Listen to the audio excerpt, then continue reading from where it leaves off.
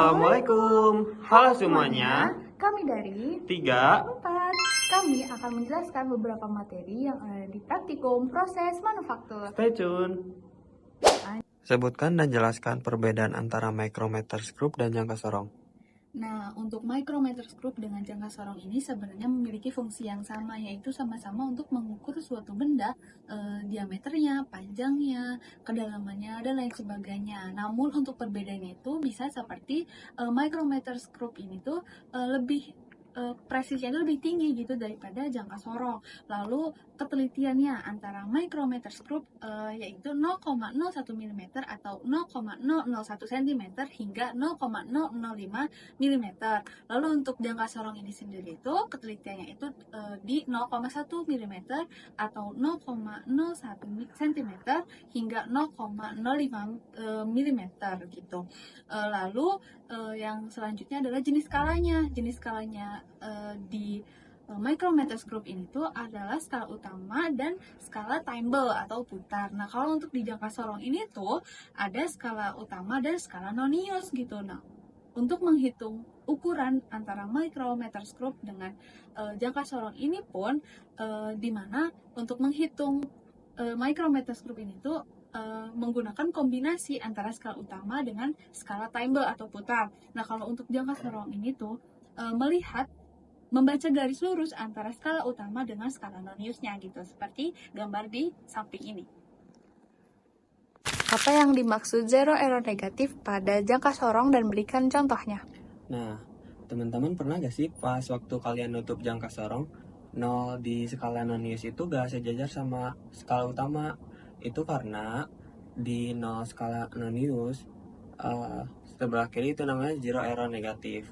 Nah, artinya jika kita pengen akurat gitu ukurannya, jadi kita tuh harus menambah pengukurannya. Contoh nih, misal di skala nonius minus 0,02 mm, nah kita tuh harus menambah di pengukurannya jadi 0,02 mm gitu supaya akurat gitu. Sebutkan dan jelaskan bagian-bagian yang terdapat pada jangka sorong. Nah, di jangka sorong ini tuh ada beberapa bagiannya nih, seperti seperti gambar di samping. Yang pertama itu ada rahang tetap, di mana rahang tetap ini tuh berfungsi sebagai acuan utama untuk menahan benda kerja saat pengukuran. Lalu rahang tetap ini juga merupakan bagian dari badan utamanya. Lalu yang kedua itu tuh ada rahang geser, di mana rahang geser ini tuh berfungsi untuk bergerak gitu, menyusuri batang utamanya untuk menyesuaikan panjang pengukuran. Jadi rahang geser ini juga sama, berfungsi untuk menahan si benda yang akan kita ukur. Lalu yang ketiga itu ada skala utama. Skala utama ini tuh tersimpan berada di batang tetap, di mana tersusun dalam satuan milimeter dan sentimeter. Kita bisa melihat skala utama tuh di badan utamanya gitu. Terus yang keempat itu tuh ada skala nonius, di mana skala nonius ini tuh terdapat pada rahang geser. Jadi kita bisa menghitung ukuran yang lebih presisi di suatu benda itu hingga 0,05 dengan melihat skala noniusnya yang ada di rahang geser ini. Terus yang ke 5 ini tuh ada pengunci, di mana pengunci ini tuh berfungsi untuk menahan benda yang akan kita ukur agar tidak bergerak saat pengukuran gitu.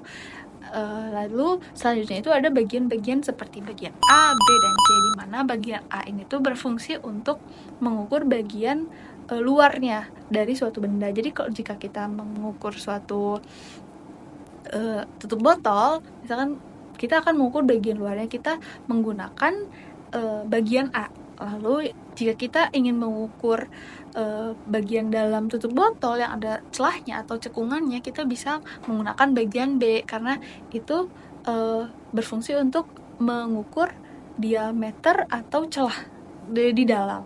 Lalu yang ketiga itu ada bagian untuk mengukur kedalaman atau benda yang bertingkat gitu di dalam. Kita bisa ukur pakai ini. Sebutkan dan jelaskan jenis-jenis mesin milling. Nah, selanjutnya kita masuk ke mesin milling nih. Mesin ini tuh digunakan untuk memotong material dengan alat potong yang berputar. Ada beberapa jenis mesin milling yang perlu kita ketahui.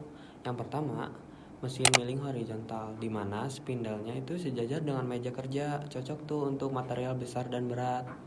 Yang kedua, ada mesin milling vertikal, di mana spindle-nya itu tegak lurus terhadap meja, fleksibel dan banyak digunakan di industri ringan, contohnya itu. Yang ketiga, ada mesin milling universal, di mana gabungan dari horizontal dan vertikal bisa disesuaikan dengan kebutuhan. Dan yang keempat ada CNC milling. Nah, di sini tuh uh, kayak milling yang paling modern gitu, dikendalikan komputer, hasilnya itu sangat presisi dan otomatis. Sebutkan macam-macam eretan atau support pada mesin bubut.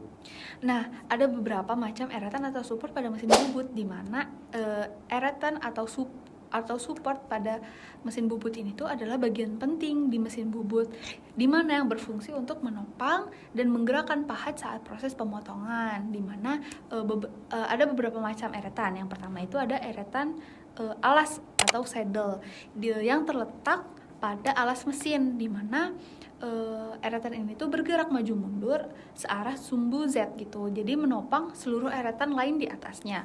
Lalu yang kedua itu ada eretan melintang, di mana eretan ini tuh terletak di atas eretan alas gitu, di mana bergerak ke kiri dan ke kanan searah sumbu X. Lalu yang ketiga itu untuk mengatur jarak pahat ke benda kerja gitu. Jadi untuk fotonya ini untuk eretan saddle dan eretan.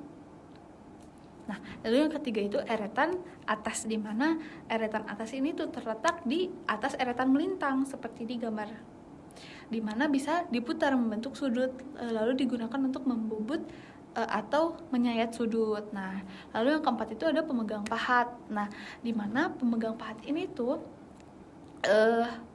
tempat pemasangan pahat bubut, lalu dapat diputar dan disetel sesuai sudut penyayatan gitu. Lalu disebutkan macam-macam jenis las beserta jelaskan peruntukannya. Nah, jadi ada beberapa jenis las yang sering dipakai di berbagai bidang tergantung kebutuhan dan materialnya. Yang pertama ada las listrik manual. Ini yang sering dipakai di proyek konstruksi tuh, cocok banget untuk nyambung rangka baja dan pekerjaan kasar lainnya. Yang kedua ada las MIG atau MAG. Kalau yang ini tuh sering dipakai di industri otomotif, yang fungsinya itu cepat, rapi, dan presisi. Yang ketiga ada las TIG. Nah, kalau ini dibuat yang pekerjaannya tuh butuh ketelitian tinggi. Biasanya dipakai buat stainless steel dan aluminium yang hasilnya itu halus banget gitu. Yang keempat ada las gas. Biasanya buat pelat tipis atau repalasi kecil-kecilan, praktis dan gampang dibawa kemana-mana. Dan yang terakhir ada las titik atau spot welding. Pasti sering lihat di pabrik mobil. Ini tuh lasnya tuh khusus buat nyambungin plat logam secara cepat dan efektif gitu. Apa yang dimaksud dengan SolidWorks?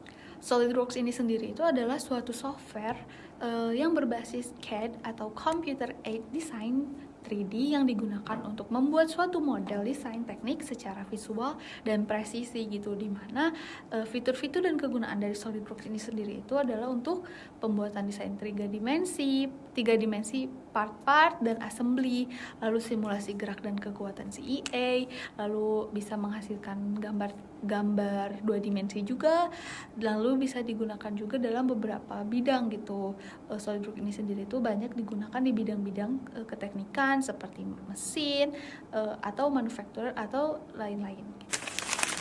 Sebutkan tools-tools apa saja yang terdapat pada SolidWorks. Nah, buat kalian yang sering main di dunia desain 3D, pasti nggak asing nih sama SolidWorks, di mana aplikasi ini ada beberapa banyak banget tools yang bisa digunakan. Contohnya itu yang pertama ada Sketch, di mana langkah pertama sebelum kita bentuk 3D, di sini kita harus gambar bentuk 2D-nya dulu nih terlebih dahulu. Yang kedua ada Features. Setelah Sketch, jadi fitur ini tuh bantu mengubah sketchnya jadi bentuk nyata yang bisa ditarik atau bisa diputar. Yang ketiga ada Assembly, di mana kita tuh merakit dari ke semua part jadi satu gitu biar kelihatannya utuh. Yang keempat itu ada Drawing, di mana menggunakan tools ini tuh buat versi 2D dari model yang telah kita buat jadi 3D gitu. Yang kelima ada simulasi, di mana fungsional ini sebelumnya benar-benar dibuat agar menghemat waktu dan biaya gitu. Dan apa yang dimaksud dengan Mastercam? Nah, Mastercam ini sendiri adalah suatu software CAM atau Computer Aided Manufacturing yang digunakan untuk membuat program NC atau CNC dari model CAD, di mana fungsi utamanya ini tuh untuk membuat jalur alat potong atau tool path untuk mesin milling, turning, dan drilling, dan menghasilkan G-code untuk dikirim ke mesin CNC, di mana mendukung juga berbagai operasi seperti cutting, facing, contouring, dan engraving. Lalu kelebihan dari Mastercam ini tuh untuk banyak gitu, banyak terintegrasi dengan software-software CAD seperti SolidWorks dan lain-lain gitu. Lalu yang kedua itu terdapat visualisasi toolpath dan simulasi permesinan juga pada Mastercam. Lalu digunakan juga di beberapa keteknikan gitu seperti mesin, manufacturing, dan lain-lain. Sekian pemaparan tugas besar pendahuluan dari kelompok 3. 4. Wassalamualaikum warahmatullahi wabarakatuh.